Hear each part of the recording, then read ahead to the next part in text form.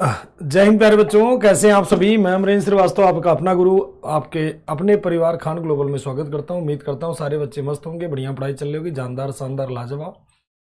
एक बार सारे बच्चे कमेंट करके बता दीजिए सभी का ऑडियो वीडियो क्लियर है। पिछली क्लास में हम लोग पढ़ रहे थे क्या, खिलजी डायनेस्टी। और खिलजी डायनेस्टी में क्या पढ़ रहे थे, अलाउद्दीन खिलजी। किसको पढ़ रहे थे हम लोग, अलाउद्दीन खिलजी। अलाउद्दीन खिलजी का हम लोग देखते हैं शेष भाग, क्योंकि अभी जिंदा है। उसके अभियान सारा देख लिया था हम लोगों ने, कौन कौन सा अभियान अलाउद्दीन खिलजी करता है, क्या क्या करता है। नेक्स्ट बातें हम लोग करते हैं, यानी क्या पढ़ रहे थे हम लोग, अलाउद्दीन खिलजी।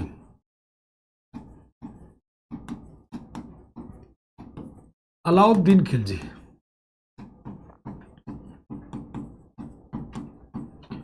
अलाउद्दीन खिलजी यही टॉपिक था हम लोगों का।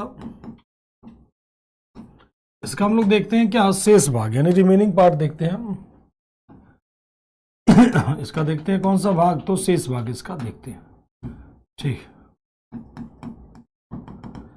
अब इसमें शेष भाग में हम लोग देखते हैं कई सारी बातें जो आपकी आएंगी, एक एक करके सारा देख रहे हैं। खिलजी डायनेस्टी में इसने क्या क्या बनवाया था, इसने अनेक चीज बनवाया था। यानी इसने बनवाया था क्या क्या।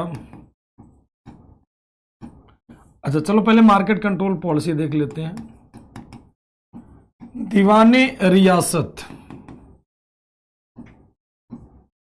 कौन सा विभाग, दीवाने रियासत।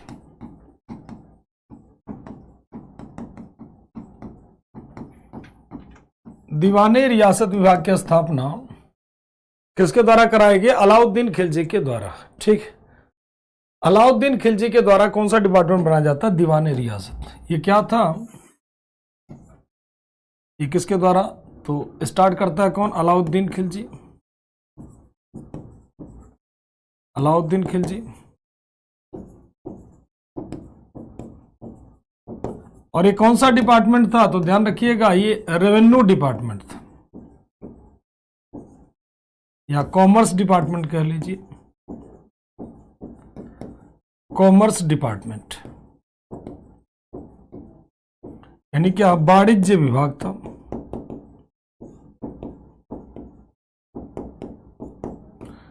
ठीक, दूसरा बात कर लेते हैं, इनका वर्क क्या होता था, इसका कार्य क्या होता था रियासत का, मार्केट कंट्रोल करना। यानी क्या, मार्केट कंट्रोल, यानी क्या, बाजार नियंत्रण। अलाउद्दीन खिलजी की जो मार्केट कंट्रोल पॉलिसी थी वो इसी के तहत आती है। उसने सभी चीजों के दाम क्या कर दिए, फिक्स कर दिए। मार्केट कंट्रोल, हाँ सभी को जय हिंद प्यारे बच्चों, सभी को राधे राधे। उसने मार्केट कंट्रोल पॉलिसी लागू कर दी, किसने, अलाउद्दीन खिलजी ने। कम पैसे में बड़ी सेना रखना इसका मेन एजेंडा था। ठीक, इसके लिए इसने क्या किया, दीवाने रियासत एक डिपार्टमेंट बनाया। बेसिकली ये कॉमर्स डिपार्टमेंट था। वर्क क्या था, मार्केट पर कंट्रोल करना। यानी किस पे कंट्रोल करना, बाजार पर नियंत्रण करना। ठीक है, किस पे नियंत्रण करना, बाजार पर नियंत्रण करना। ठीक, और एक डिपार्टमेंट बनाता, और इसके लिए एक अधिकारी भी नियुक्त करता है, सहनाई मंडी। कौन सा अधिकारी हो जाएगा, सहनाई मंडी, सहनाई मंडी।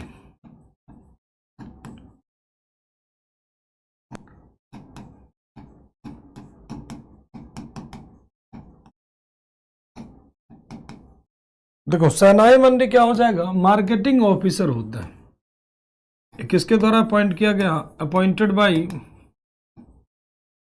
अलाउद्दीन खिलजी। अलाउद्दीन खिलजी किसके द्वारा, अलाउद्दीन खिलजी के द्वारा नियुक्त किया गया।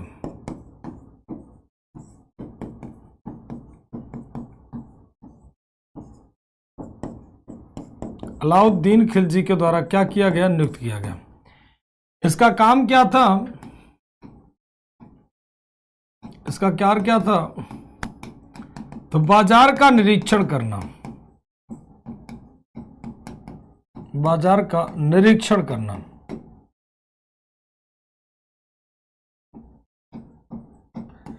ये क्या था बेसिकली, ये it was, he was a marketing inspector.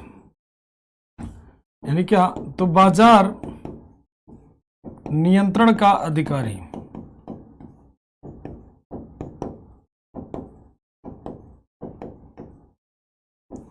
तो बाजार नियंत्रण का अधिकारी माना जाता है कौन? शहनाई मंडी। कौन माना जाता है? शहनाई मंडी। मार्केट पर कंट्रोल करना इसका मेन काम हुआ करता था।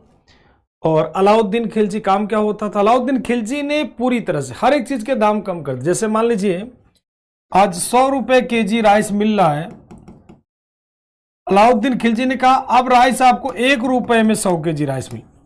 पहले मान लीजिए 100 रुपये केजी राइस मिल रहा कि 1 किलो में 100 रुपये राइस मिलेगा। अलाउद्दीन खिलजी ने उसका दाम घटा के इतना कम कर दिया कि 100 किलो राइस की जगह 1 रुपए में 100 किलो राइस।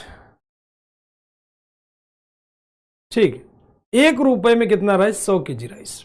इतना दाम, मतलब हर एक चीज के दाम क्या कर दिया अलाउद्दीन खिलजी? एकदम कम कर दिया। इतना कम कर दिया कि लोग आसाम से अफोर्डेबल हो सके, खरीद सके। और इसके मजार पे यदि कोई व्यक्ति ज्यादा तोड़ते हुए कम तोलते हुए पाया गया तो उसके बॉडी से उतने मांस निकाल लिए जाते। यदि कोई व्यक्ति बिना रजिस्ट्रेशन के व्यापार करते हुए पाया गया तो उसका सर कलम कर दिया जाता। यदि कोई भी व्यक्ति ज्यादा दाम पर बेचते हुए पाएगा, जो दाम तय किया गया है, जैसे मान लीजिए 1 रुपए में कहा गया 100 केजी राइस मिलेगा और कोई व्यक्ति 1 रुपए 1 पैसा एक्स्ट्रा करता है तो उसका भी सर क्या कर दिया जाएगा? कलम कर दिया जाएगा। ठीक, किसी की हिम्मत नहीं होती थी कि अलाउद्दीन खिलजी जो तय दाम करे उससे ज्यादा कोई बेचते हुए पाया जाए।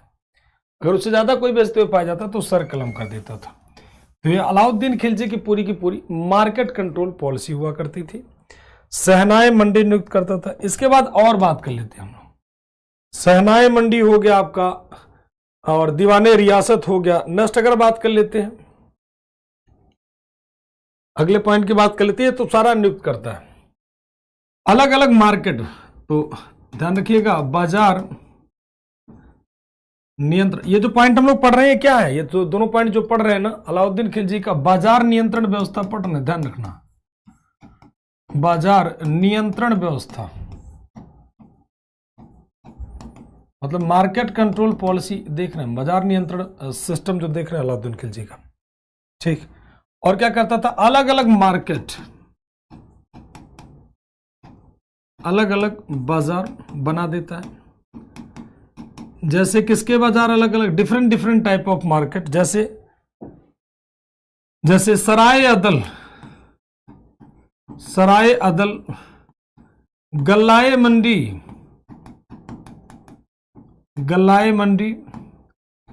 तो सराय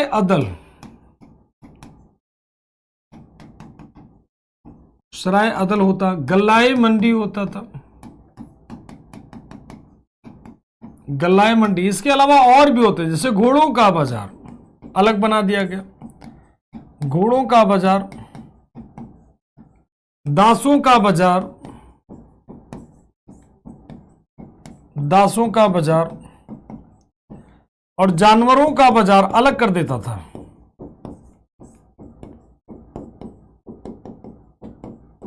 एटसेट्रा कर दीजिए, एनिमल्स मार्केट, सब अलग अलग बाजार बना दिया। जैसे आज भी देखोगे कि कहीं आप जहां भी रह रहे होगे, एक आप अगर के अगल बगल का क्षेत्र होगा जहां पर जानवर ही बिकते होंगे। ठीक है, एक ऐसा मार्केट होगा जहां पर जानवर बिकते होंगे। दिल्ली में जैसे आप आ गए चांदनी चौक, तो चांदनी चौक क्यों फेमस है? तो चांदनी चौक फेमस है कपड़ों का बाजार। चांदनी चौक फेमस है किसके लिए? तो इलेक्ट्रॉनिक सामान के लिए। ठीक है, 2 चीजों के लिए चांदनी चौक फेमस है। बगल में चले जाओगे नई सड़क, तो वहां और कपड़े खाली मिलेंगे। आप लाजपत नगर चले जाइए, वो कपड़ों का बाजार है।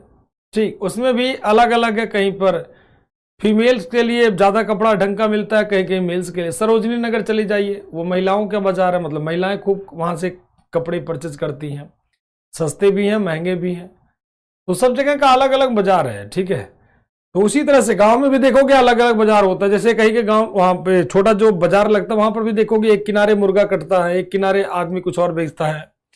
हाँ, तो सब अलग अलग बाजार होते, कपड़ों का अलग बाजार होता है। तो छोटे छोटे क्षेत्रों में अलग अलग मार्केट होता था। तो इस तरह से डिफरेंट टाइप के मार्केट होते थे। ठीक, अब आते हैं अलाउद्दीन खिलजी ने क्या क्या बनवाया। अलाउद्दीन के निर्माण कार्य, अलाउद्दीन के स्थापत्य कार्य, या निर्माण कार्य कर लेते हैं और आसान शब्द में रहेगा, नहीं तो निर्माण कार्य। क्या बनवाता है भाई, क्या क्या बनवाएगा ध्यान रखिएगा। तो कौन कौन सा चीज बनाएगा, अलाई मीनार, क्या हो जाएगा अलाई मीनार, और क्या हो जाएगा अलाई दरवाजा,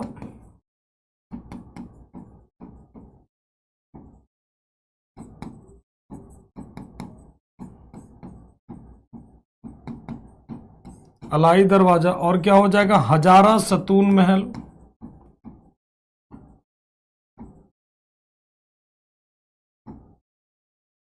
क्या हो जाएगा तो हजारा सतून महल,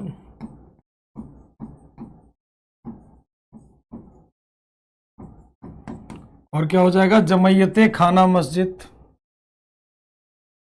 हजारा सतून महल, और क्या हो जाएगा जमैयते खाना मस्जिद,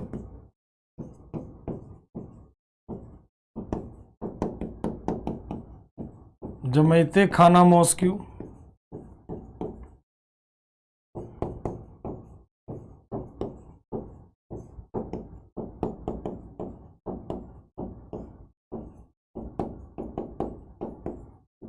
जमैयते खाना मस्जिद, और क्या हो जाएगा सीरी फोर्ट,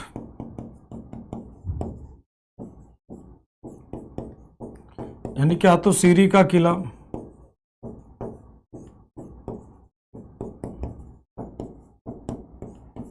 सीरी का किला। तो अलाई मीनार, अलाई दरवाजा, हजारा सतून में, जमैयते खाना मस्जिद, सीरी फोर्ट, हौजे खास, हौजे खास, हौजे खास। अब मन में आ गया गुरुजी ये तो सारा आपने लिख ही दिया एक साथ, तो ये तो बताया नहीं कहां बने हैं सब।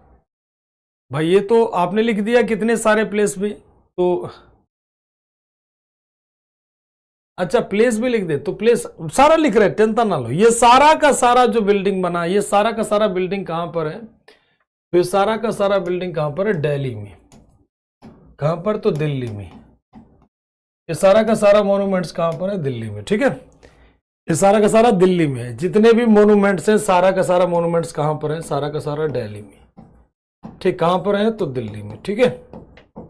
चलिए, चाहे आप अलाई मीनार आ जाए, कुतुब मीनार में जाओगे तो आपको दिख जाएगा अलाई मीनार, ठीक।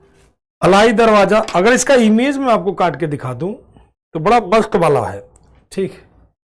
अलाई मीनार, अलाई मीनार, ये लो भैया अलाई मीनार मिल गया आपको, बेहतरीन वाला, जानदार शानदार। बस ये अपलोड हो जाए, चलो देखते हैं भाई।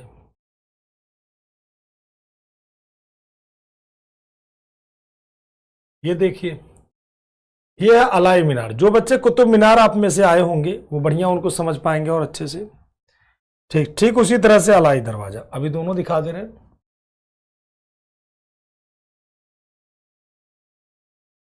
अलाई दरवाजा, ये देखो, ये जो दिख रहा है दरवाजा, ये अलाई दरवाजा, कोई भी ले लीजिए, अलाई दरवाजा। ये सारा का सारा क्या है, अलाई दरवाजा। बड़ा बेहतरीन सा, कुतुब मीनार में आओगे ना उसी के जस्ट बगल में होगा अलाई दरवाजा। अब जब भी आओगे तो अलाई दरवाजा आप देखने को पा जाओगे, जब भी आप आओगे यहाँ पर दिल्ली में, कभी भी आओगे तो बेहतरीन जानदार शानदार सा दिखेगा अलाई दरवाजा। कभी भी आप आओगे तो आपको बेहतरीन तरीके से दिख जाएगा अलाई दरवाजा। लीजिए भाई, ये हो गया आपका बेहतरीन सा, कौन सा दरवाजा, अलाई दरवाजा, ठीक। कौन सा दरवाजा हो जाएगा, अलाई दरवाजा, ठीक। ये हो गया आपका अलाई दरवाजा।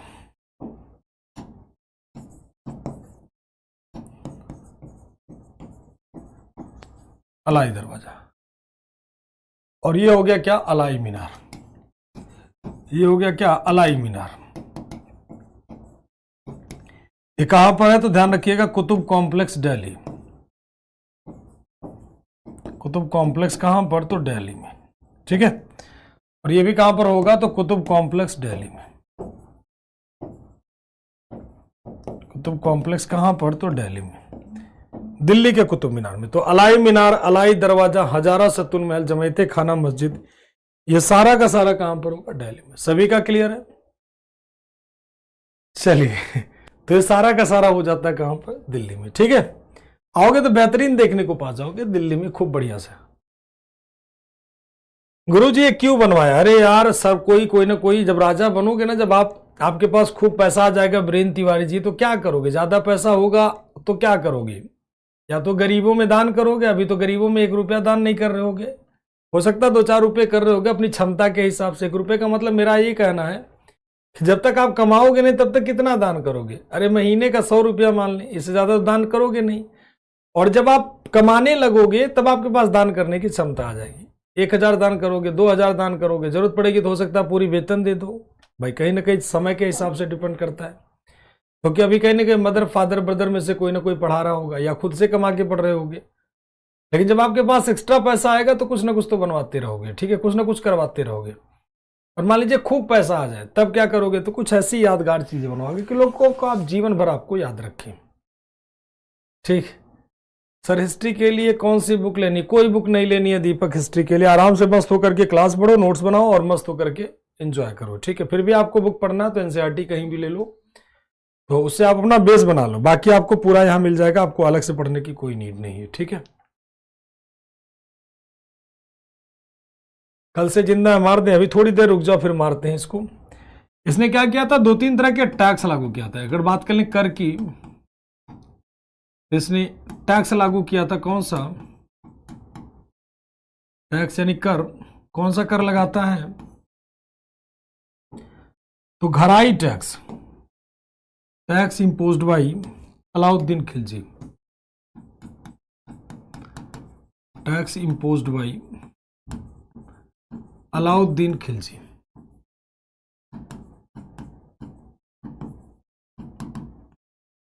अलाउद्दीन खिलजी के द्वारा लागू किए गए कर।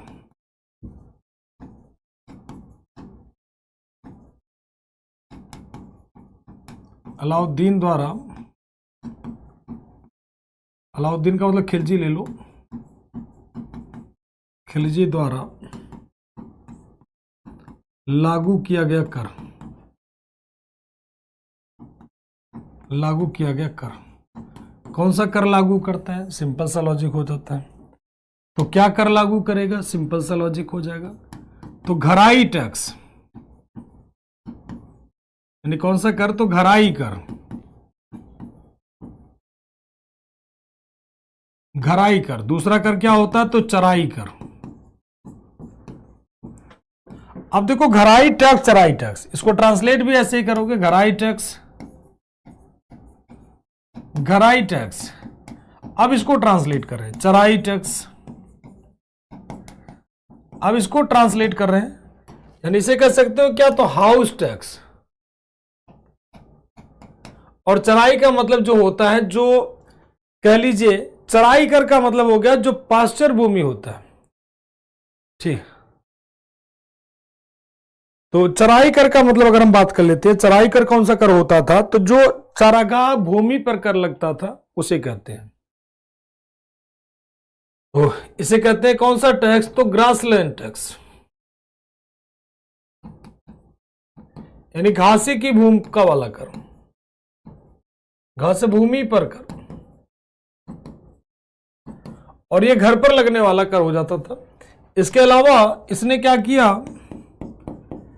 ही इंट्रोड्यूस्ड या he imposed 50% tax in Doab area, 50% tax in Doab area. इसने दोआब के क्षेत्र में 50% कर लगाया।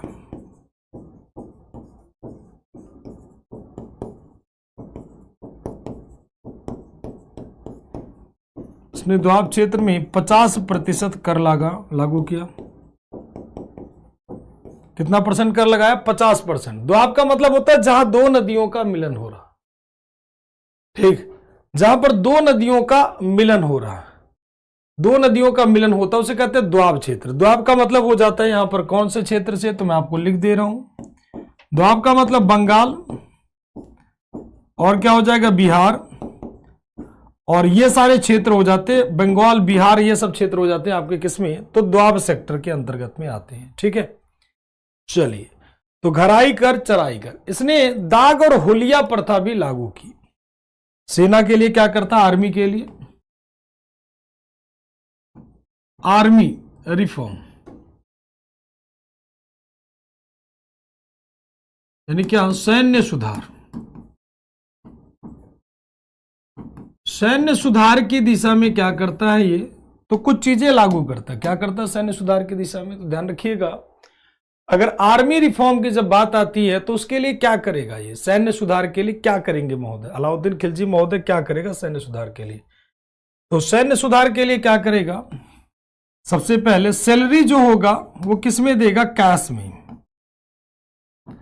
यानी वेतन कैसे देगा, तो नगद, नगद वेतन देगा। सिंपल सा लॉजिक है कि लगातार कैश लो, कोई दिक्कत वाली बात नहीं।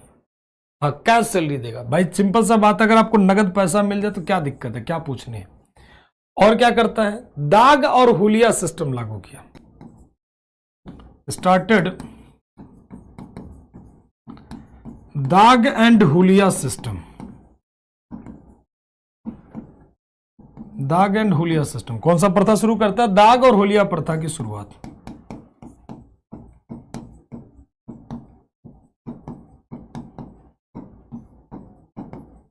हुलिया प्रथा की शुरुआत।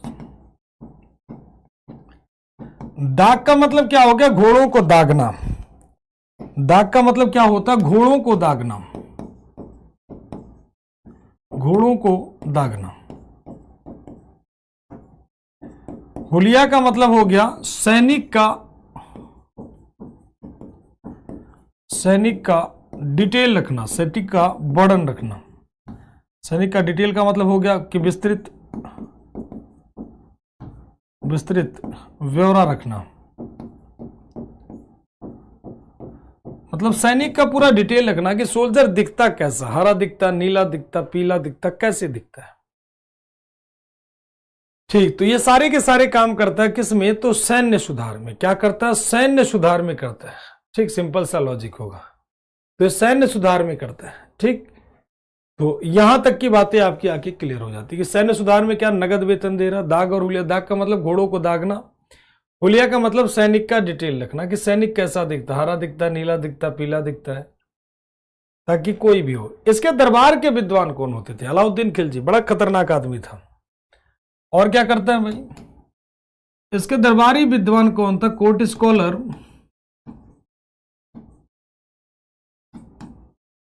दरबारी विद्वान, ये मोस्ट इंपॉर्टेंट शासक है, ध्यान रखिएगा एग्जाम की दृष्टि से। दरबारी इसका विद्वान कौन था, तो आमीर खुसरो का नाम सुना होगा आप लोगों ने।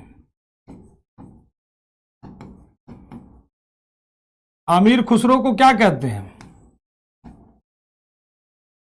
अमीर खुसरो, अमीर खुसरो की बात कर लेते हैं। दरबारी विद्वान कौन हो जाता, आमीर खुसरो। आमीर खुसरो को क्या कहते हैं, तूतीय हिंद कहा जाता है। आमीर खुसरो को क्या कहते हैं, तूतीय हिंद कहते हैं। इसे नाम दिया जाता है क्या, तूतीय हिंद, तूतीय हिंद कहते हैं। तूतीय हिंद मतलब क्या, तो हिंद का तोता, हिंद का तोता क्या कहते हैं, तूतीय हिंद मतलब हिंद का तोता। हाँ, तूतीय हिंद, तोताए हिंद कहते हैं, बिल्कुल कैसे, तूतीय हिंद कहते हैं, या ऐसे कह लीजिए तोताए हिंद कह लीजिए, तोताए हिंद या तूतीय हिंद भी कह सकते हो, मतलब हिंद का तोता। ठीक, क्या कहेंगे, तो तूतीय हिंद यानी हिंद का तोता कहते हैं इसे, ध्यान रखिएगा, हिंद का तोता, हिंदुस्तान का तोता, पैरट कहते हैं। ठीक है, और बातें कर लेते तो हिंद का तोता इसे कहते हैं। नेक्स्ट पॉइंट की अगर बात कर लेते हैं, तो आमीर खुसरो कहां के रहने वाले थे, तो पटियाली के रहने वाले थे, पटियाली के निवासी थे। ये सब छोड़ दो, कोई जन्म इनका पटियाली में हुआ, एटा में रहा करते, तो सब छोड़ दो, कोई दिक्कत वाली बात। आमीर खुसरो के अगर हम बुक की बात कर लेते हैं, तो इनकी किताब क्या हो जाएगी जो इन्होंने लिखा, खजाइन उल फुतूह,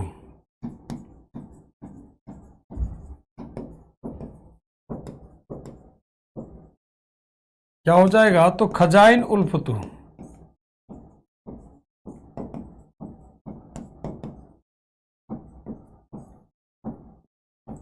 खजाइन उल फुतूह। और क्या हो जाएगा? तुगलक नामा।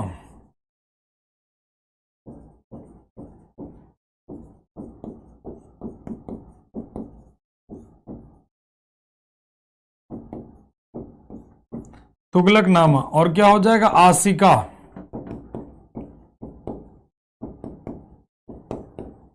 और क्या हो जाएगा? आशिका। और क्या होगा? तो लैला मजनू।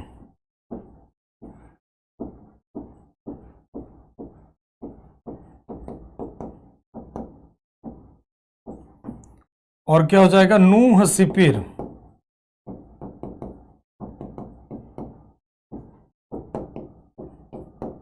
और क्या हो जाएगा? नूह सिपिर। तो खजाइनुल फुतूह, तुगलक नामा, आशिका, लैला मजनू, नूह सिपिर, देवल रानी। देवल रानी।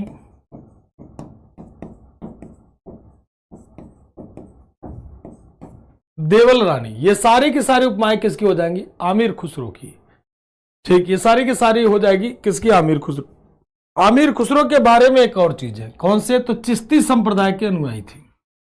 आमिर खुसरो कौन से? तो चिश्ती संप्रदाय का अनुयायी। चिश्ती संप्रदाय का अनुयायी। तो अगले पेज पे लिख लेते हैं आमिर खुसरो के बारे में। कौन था? तो चिश्ती सेक्ट के यानी follower of Chishti sect.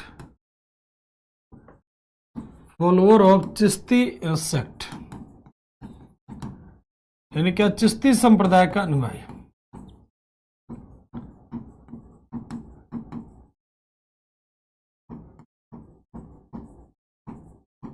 Chishti संप्रदाय का अनुयायी। और बात कर लेते हैं चिश्ती संप्रदाय का अनुयायी कौन हो जाएगा? आमिर खुसरो। किसके शिष्य हो जाएंगे? तो इन्होंने 8 सुल्तानों का कार्यकाल देखा। इन्होंने 8 सुल्तानों का समय देखा। दूसरा, इन्होंने 8 सुल्तानों का कार्यकाल देखते हैं। कितना? तो 8 सुल्तानों का वर्क देखते हैं, टाइम देखते हैं। ठीक,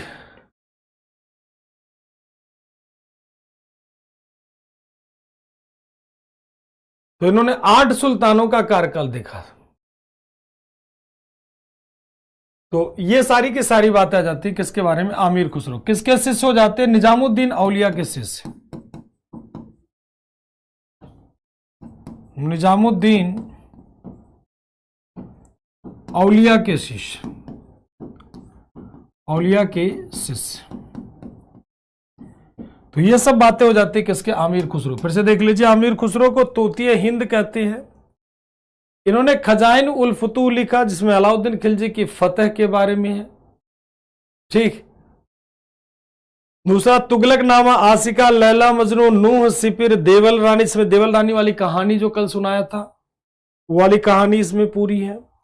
चिश्ती संप्रदाय के अनुयायी थे, 8 सुल्तानों का कार्य देखा और किसके? निजामुद्दीन औलिया के शिष्य माने जाते। इसने एक काम और अलाउद्दीन खिलजी का बचा, बाकी इनकी सेवा समाप्त हो जाती है। और वो काम क्या है? इसने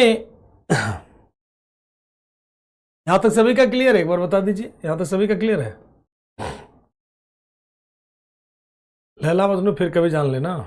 और बताओ, चलो यहां तक क्लियर है सभी का? एक बार कमेंट करके बता दीजिए सारे बच्चे, यहां तक सभी का क्लियर है?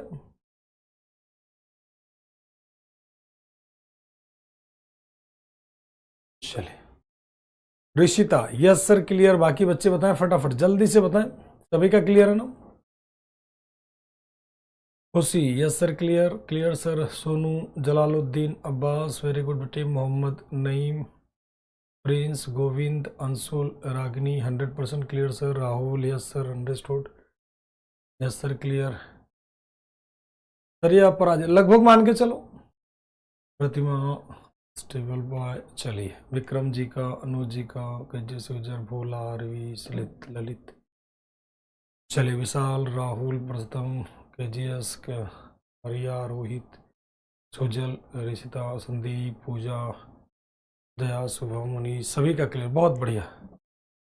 हाँ तिवारी जी बाद में पढ़ लेना, लैला मजनू खुद ही खोल लेना, आराम से पढ़ लेना। लैला मजनू अब इतने काम की नहीं है। लैला मजनू तो बचपन से ही सब जान जाते हैं, जब होश संभालते हैं तो लैला मजनू के बारे में परिचय हो जाता है। ठीक है, अब उनकी स्टोरी फिर कभी सुन लेना, अभी सिलेबस चल रहा तो सिलेबस में ध्यान दो। ठीक है, अमन जी का, मनीष जी का, सभी का क्लियर, रवि रंजन सभी का क्लियर, वेरी गुड बच्चे, शिवम जी का, सभी का। चलिए आगे की तरफ आते हैं। अब निजामुद्दीन औलिया की अगर इसके बात के लिए अमीर खुसरो की, तो अलाउद्दीन खिलजी की, तो अलाउद्दीन खिलजी ने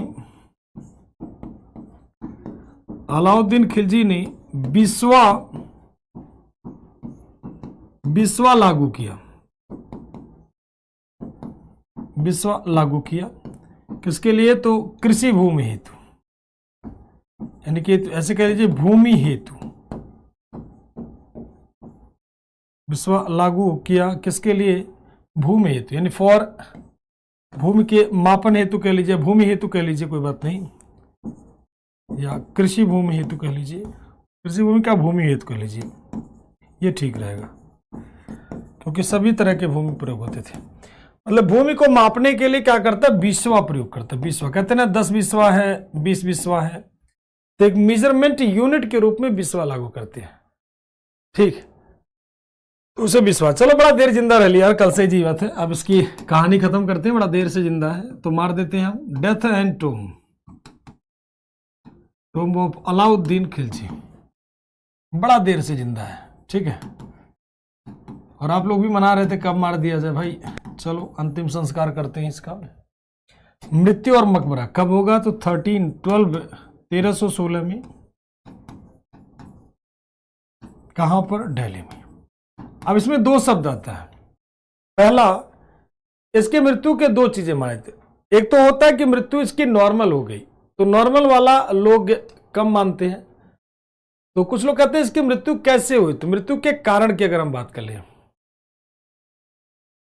नहीं नालंदा ये क्यों नष्ट करेगा? नालंदा देखो, अलाउद्दीन और कुतुबुद्दीन बख्तियार खिलजी सब एक ही कर दोगे। ठीक, चलिए सब एक ही कर दोगे। मृत्यु का कारण क्या था भाई, कैसे मरा? कॉज ऑफ डेथ, तो बताओ कैसे मरेगा, कुछ आइडिया लगाओ। तो देखो 2 विचारधारा आता है, एक तो मारने वाला, दूसरा आता है दूसरा बीमारी वाला।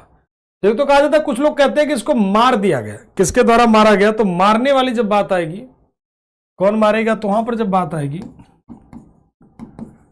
तो किल्ड बाई, इसके द्वारा मार दिया जाएगा मलिक काफूर। कौन मार देगा? मलिक काफूर।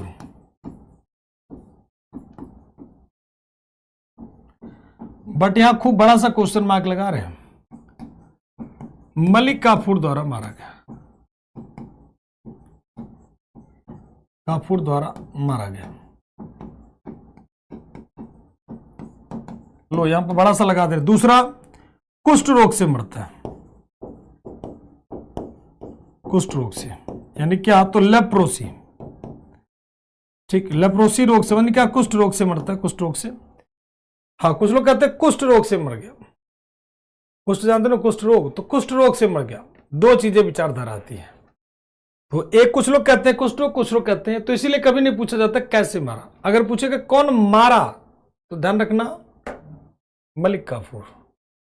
और अगर पूछे कैसे मरा, कौन सी बीमारी से, तो एक ही बीमारी है, कुष्ठ रोग। ठीक है, दोनों में से जो मिलेगा वो आप मार्क कर दीजिएगा। ठीक है, चलिए ठीक, आगे की तरफ चलते हैं। पद्मावती की कहानी कल चल गई है, आज नहीं, कल चल गई है। ठीक, इसके बाद आते हैं कौन? मुबारक खिलजी। इसके बाद आते हैं कौन? मुबारक खिलजी। कल कहानी सुनाई थी ना पद्मावती वाली, पूरी की पूरी डिटेल में पूरा पोस्टमार्टम करते हुए चल रहे हैं। मुबारक खिलजी कहते हैं ना, कभी कभी अच्छे बाप के बेकार बच्चे भी होते हैं। बाप कुछ अच्छा करता है और बेटा माशाअल्लाह। कैसा रोग होता है? ये रोग होता है जब इसमें हाथ के चमड़े पूरे एकदम बीमारी से होते हैं, छुआछूत वाली बीमारी होती है। अगर उसे टच कर दोगे तो वो बीमारी दूसरे व्यक्ति को भी हो जाएगी। हिस्टोरिकल मूवी बहुत देखते हैं, चिंता ना करो, वैसे बॉलीवुड थोड़ा कम ही देखते हैं, बॉलीवुड की मूवी खूब देखते हैं। साउथ इंडियन भी थोड़ा आजकल ठीक चल रहा है, बढ़िया आ रहा है, ठीक वो भी होता है। चलो फिलहाल तो मेन पॉइंट पे आते हैं। हाँ, लेप्रोसी बहुत बढ़िया। लेप्रोसी क्या होता है, कुछ लोग छोटे छोटे हो जाते हैं देह पे, चकत्ते चकत्ते टाइप से, रेड रेड कलर के। पहले, अब तो आप लोग बच्चे हो, बहुत पहले क्या होता था, तो भारत कुष्ठ रोग से मुक्त है। पहले क्या होता था, लोग ऐसे पूरा जलता हुआ चमड़े की तरह वो दिखाते थे और भीख मांगते थे लोग, तो इसी कुष्ठ रोग कहते थे। अब किसी के पास सही नहीं, ठीक।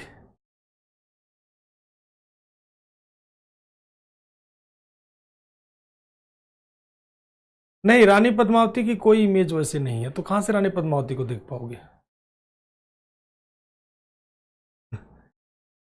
चलिए आते हैं अगले पॉइंट पे, मुबारक खिलजी। मुबारक खिलजी की बात कर लेते हैं। ये कब होगा, तो 1296 से, अरे 1316 से 1320 एडी, ठीक है, 1316 से 1320 एडी, ये इसका टाइम पीरियड होगा। अगला पॉइंट की बात कर लेते हैं, कौन था, ये था सन ऑफ अलाउद्दीन खिलजी।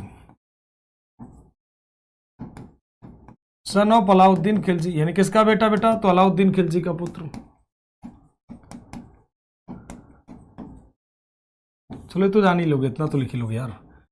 इसने क्या किया था, इसने स्वयं को खलीफा घोषित कर दिया, स्वयं को खलीफा घोषित कर दिया।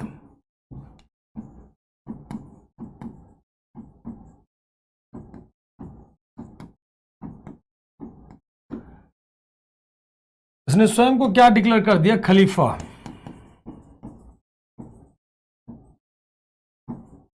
He declared himself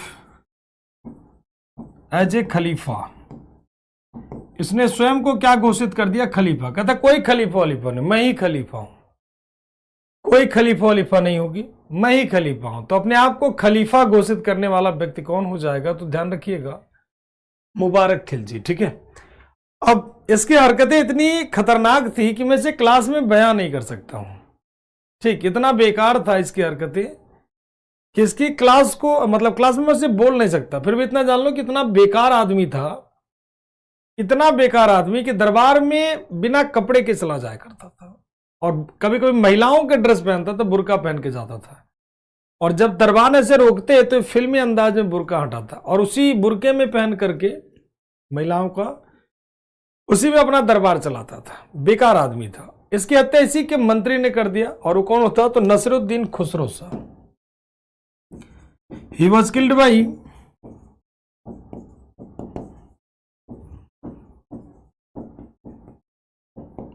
by Nasruddin Khusro.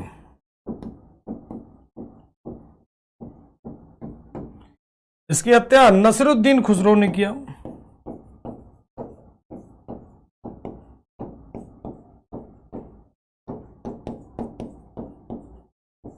Nasruddin Khusro ने किया। इसकी हत्या कौन करेगा, नसरुद्दीन खुसरो ने किया। अगला राजा तो नसरुद्दीन खुसरो, तो नसरुद्दीन खुसरो। इसके बाद अगला आ जाएगा कौन, Nasruddin Khusro. Nasruddin Khusro.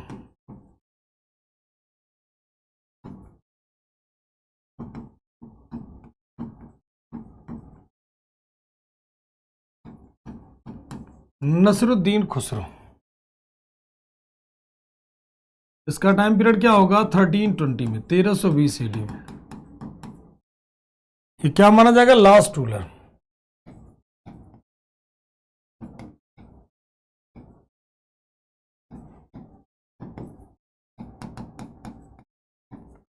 Last ruler of Khilji dynasty, यानी क्या, खिलजी वंश का अंतिम शासक है।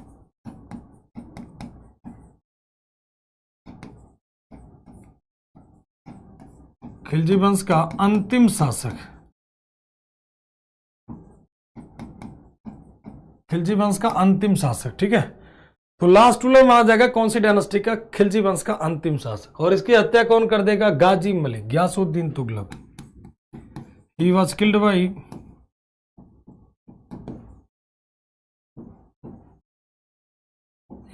बाई गयासुद्दीन तुगलक।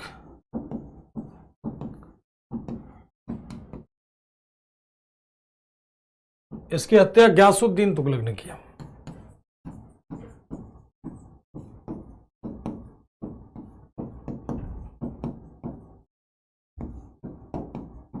इसकी हत्या गयासुद्दीन तुगलक ने किया। ठीक, किसने कर दिया? गयासुद्दीन तुगलक ने। और अगली डायनेस्टी कौन सा हो जाएगा? तो तुगलक डायनेस्टी। गयासुद्दीन तुगलक, जिसे गाजी मलिक कहते हैं, कौन सी डायनेस्टी शुरू हो जाएगी? तुगलक डायनेस्टी। ठीक है ना।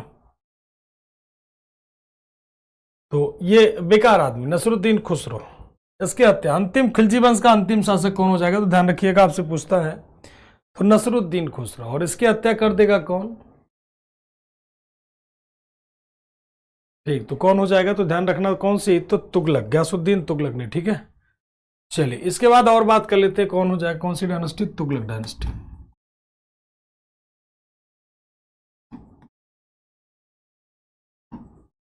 यानी कौन सा वंश? तो तुगलक वंश।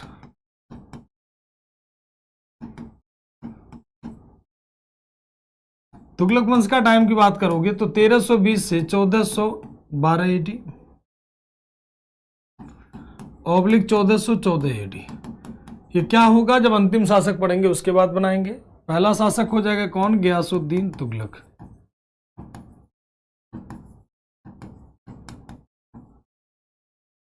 गयासुद्दीन तुगलक।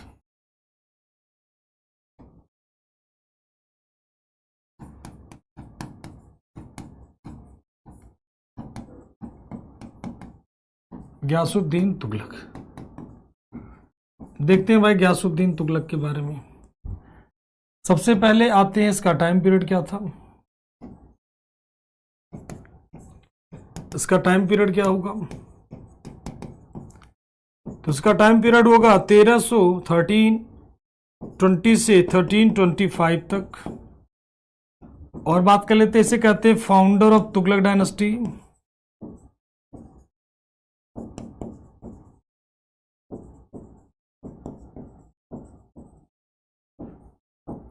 यानी क्या? तुगलक वंश का संस्थापक।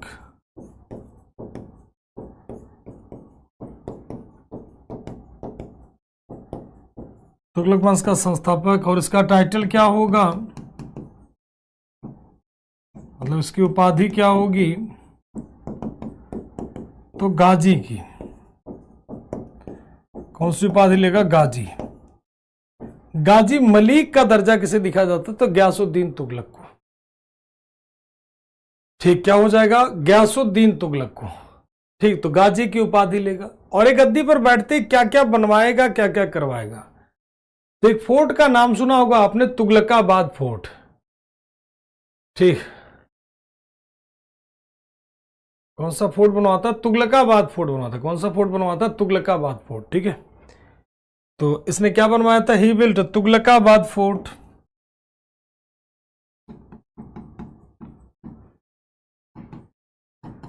ही बिल्ट तुगलकाबाद फोर्ट।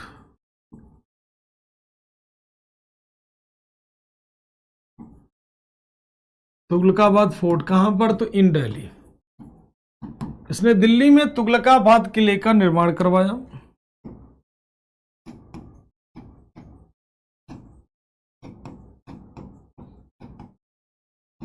इसने दिल्ली में तुगलकाबाद किले का निर्माण करवाया। इसने दिल्ली में तुगलकाबाद किले का निर्माण करवाया। और बात कर लेते हैं, इसके कंटेम्पोररी कौन था? यानी समकालीन कौन होगा इसके? तो इसके समकालीन कौन होगा? ध्यान रखिएगा, इसके समकालीन कौन होगा? इसके कंटेम्पोररी मतलब इसके समकालीन कौन कौन व्यक्ति होंगे? तो ध्यान रखिएगा, इसके समकालीन जो तुगलकाबाद किले का निर्माण कराएगा, इसके कंटेम्पोररी कौन होगा? तो निजामुद्दीन औलिया। कौन हो जाएगा? निजामुद्दीन औलिया।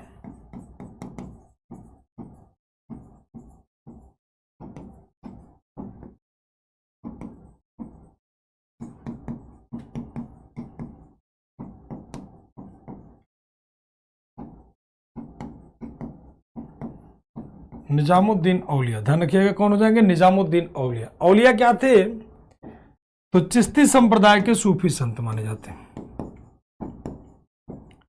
चिश्ती संप्रदाय के सूफी संत, चिश्ती संप्रदाय के संत माने जाते हैं। और बात कर लेते हैं, इनकी दरगाह कहां पर है, इनकी दरगाह कहां पर है, तो दिल्ली में, दरगाह इनकी कहां पर है, तो दिल्ली में, ठीक है। निजामुद्दीन औलिया इनके कंटेम्पररी थे। निजामुद्दीन औलिया का एक और नाम है इनका, अदर नेम इनका क्या है, इन्हें कहते हैं महबूबे इलाही, महबूबे इलाही के नाम से प्रसिद्ध है कौन, निजामुद्दीन औलिया। क्या कहते हैं, महबूबे इलाही, हाँ औलिया के कंटेम्पररी हो जाएगा। तो इन्हें कहते हैं महबूबे इलाही, मतलब कौन, महबूबे इलाही के नाम से प्रसिद्ध है कौन, निजामुद्दीन औलिया। ये पहला सुल्तान था, ये गयासुद्दीन तुगलक पहला सुल्तान था जिसने नहरों का निर्माण करवाया। किस चीज का निर्माण कराया, नहरों का निर्माण करवाया, नहरों का निर्माण करवाया, पोस्टल सिस्टम स्टार्ट करवाया। He was first sultan, he was first sultan who started canals for irrigation,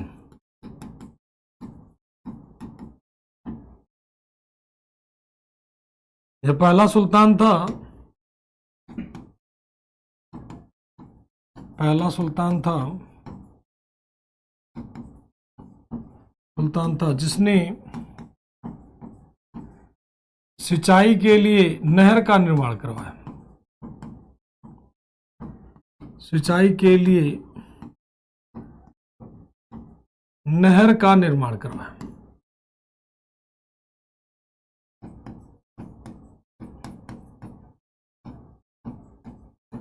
यह पहला सुल्तान था जिसने सिंचाई के लिए क्या किया, नहरों का निर्माण करवाया। और बात कर लेते हैं, ही स्टार्टेड क्या स्टार्ट करता है ये, तो इसने स्टार्ट किया था क्या, पोस्टल सिस्टम,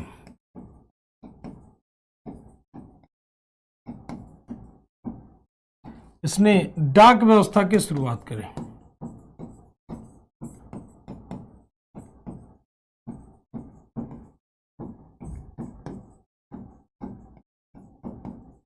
इसने डाक व्यवस्था क्या किया, शुरू किया, ठीक। तो पोस्टल सिस्टम स्टार्ट कराता है। ही वॉज किल्ड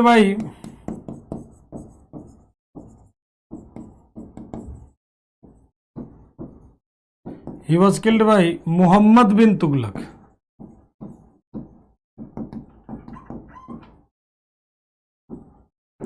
इसकी हत्या मोहम्मद बिन तुगलक ने किया।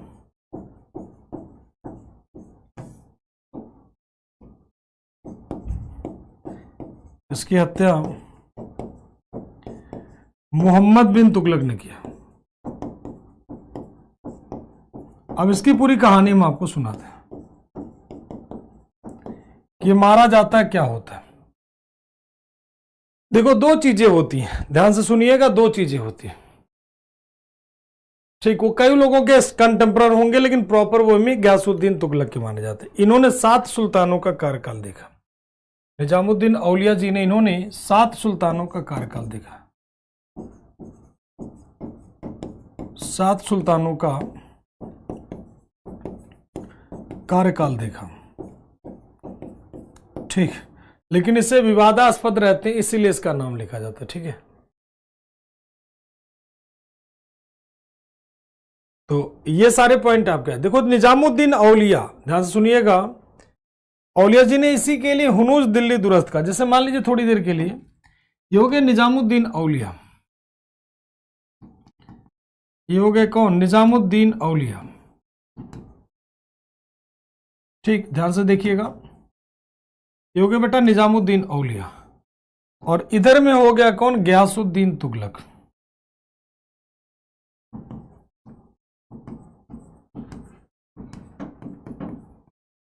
गयासुद्दीन तुगलक, और इधर हो गया कौन, मोहम्मद बिन तुगलक। इधर हो गया कौन, एमबीटी। एमबीटी का मतलब मोहम्मद बिन तुगलक, ठीक है। अब इस कहानी को ध्यान से सुनना। निजामुद्दीन औलिया का मोहम्मद बिन तुगलक क्या था, शिष्य था। क्या था, शिष्य था। निजामुद्दीन औलिया का मोहम्मद बिन तुगलक क्या था, शिष्य था। शिष्य का मतलब हो गया कि उन्हें आशीर्वाद दिया था, मतलब उनको फॉलो करता था। शिष्य का मतलब प्रॉपर शिष्यता नहीं कहते हैं उसे, मतलब उनको फॉलो करता था। तो ये बढ़िया सा मतलब ऐसे कह लीजिए इनका अनुयायी था। फॉलोवर मतलब शिष्य की जगह शब्द हम लोग अनुयायी प्रयोग करें तो ठीक रहेगा। इनका अनुयायी था, इनको फॉलो करता था। और निजामुद्दीन औलिया के बीच ठीक कट्टर रिलेशन था, वर्सेस था, मतलब कोई समस्या नहीं, मतलब कोई बहुत ज्यादा वो नहीं था।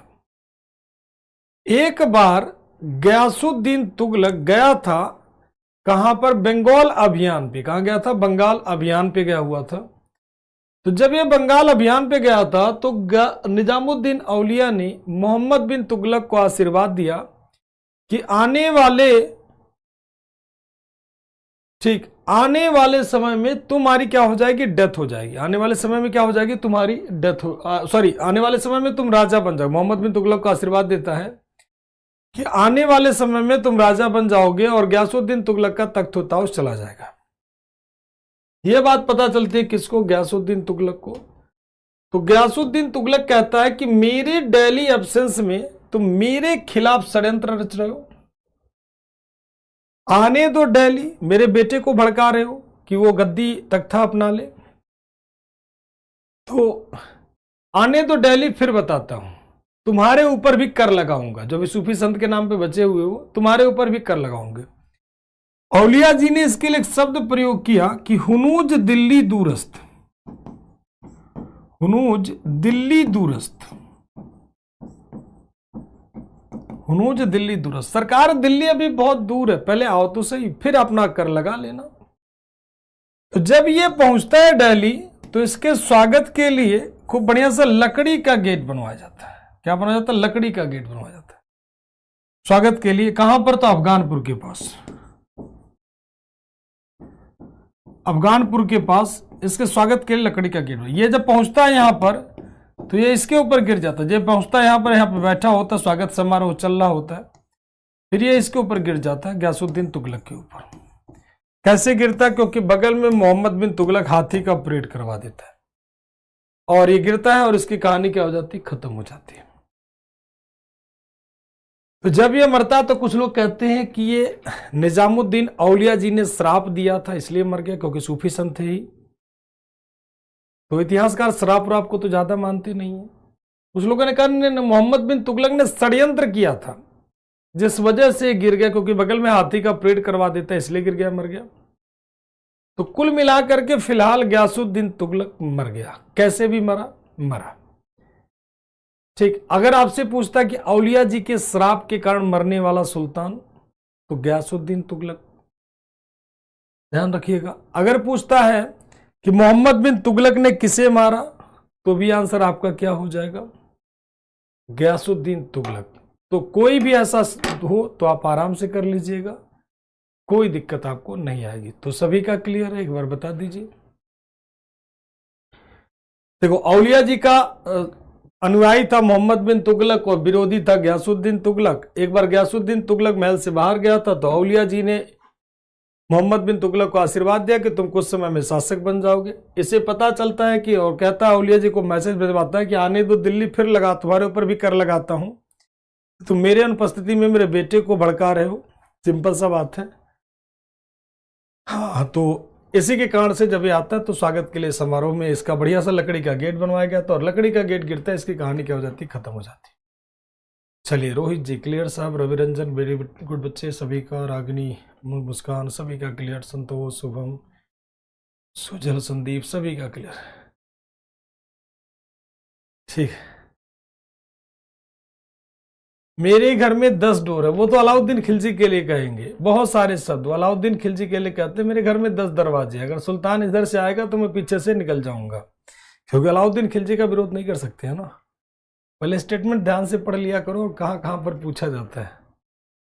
चलिए, सूरज, कुंती सभी का, लवकुश, आनंद, भोला सभी का क्लियर, वेरी गुड। रश्मि, खुशी, करिश्मा सभी का क्लियर। चलिए, तो थैंक यू टू ऑल। आज हम लोग सेशन यहीं पर रखते हैं और कल पढ़ेंगे हम लोग किसको, गयासुद्दीन तुगलक को। Thank you to all. जय हिंद, जय भारत, वंदे मातरम।